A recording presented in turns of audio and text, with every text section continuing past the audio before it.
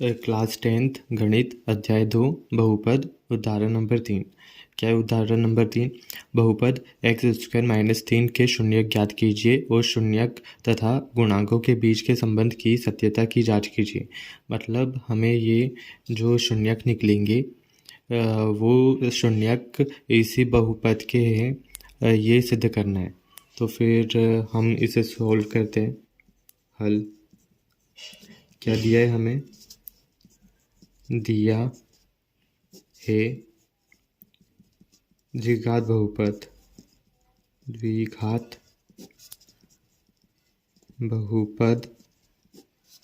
X square minus 3।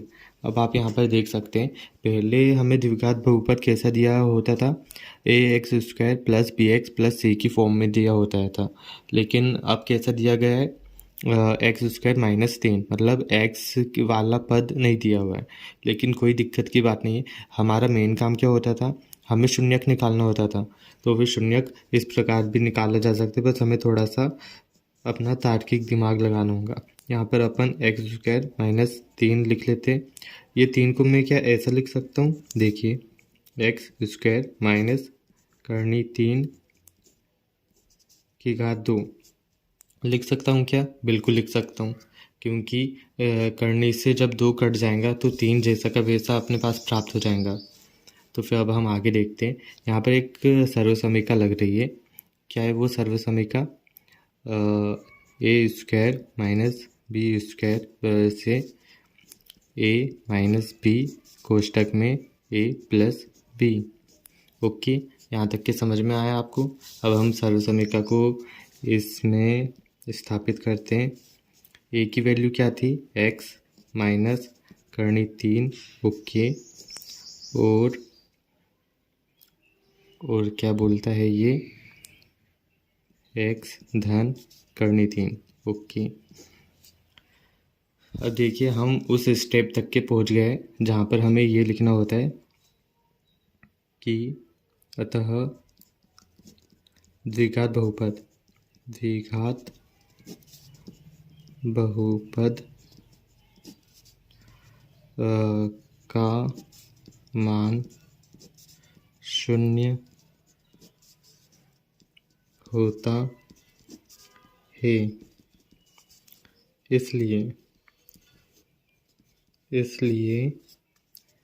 X minus करनी 3 और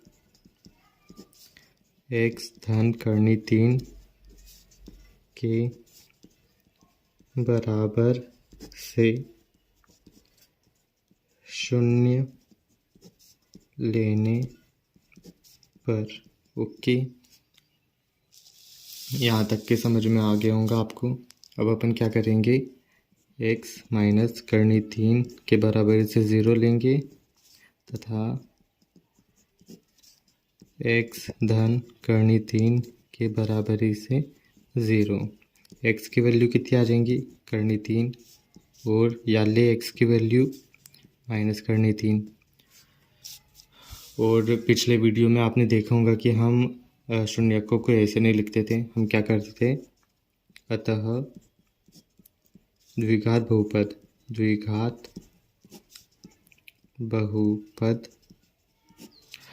बहुपद क्या है अपने पास? एक्स स्क्वायर माइनस 3 के शून्यक अल्फा और बीटा क्रमशः करनी 3 माइनस करनी 3 होंगे।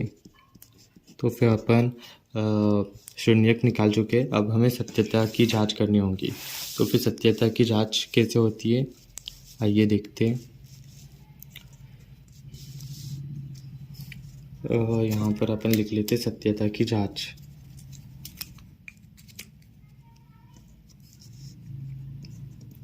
सत्यता की जांच। ओके, सबसे पहले हम योगफल में देखते हैं। शून्यकों का योगफल।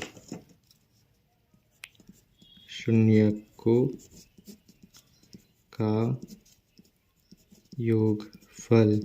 ओके, शून्यकों का योगफल में क्या आएगा कि अल्फ़ा प्लस बीटा की जो वैल्यू आएंगी, मतलब इन्हें जोड़ना है। अल्फ़ा का मान कितना है? अल्फ़ा का मान है करनी 3। ओके, करनी 3 धन बीटा का मान कितना है? माइनस करनी 3। ओके, इन्हें जोड़ने पर क्या प्राप्त होगा हमें? देखिए, एक प्लस में एक माइनस में, तो फिर इसकी वैल्यू 0 आ जाएंगी। अब हमें सूत्र लिखना होगा। ये अल्फ़ा प्लस बीटा का मान 0 आ रहा है, तो फिर सूत्र में जब वैल्यू रखेंगे तो उसका मान भी 0 आना चाहिए, तभी शून्यकों का योगफल की जांच हो पाएंगी। तो फिर हम लिखते हैं, क्या लिखना होता था हमें? -x का गुणांक बटे में x² का गुणांक। ओके, अब देखिए, माइनस तो सूत्र का है, x का गुणांक क्या है? जरा आप देख सकते हैं यहाँ पर कि यहाँ पर बस हमें द्विघात बहुपद x² - 3 दिया हुआ है, मतलब x वाला पद दिया नहीं है, तो फिर x का पद कितना हो जाएगा? 0 हो जाएगा। तो हम यहाँ 0 लिख लेते हैं, बटे में x² का गुणांक। x² का गुणांक क्या है? 1 है। तो फिर ये क्या आ गया अपने पास? इसका भी 0 आ चुका है। ये जोड़ने पर भी 0 और सूत्र में मान रखने पर भी 0, मतलब शून्यकों का योगफल हमने इसकी सत्यता की जांच कर चुके हैं, जो कि सही है।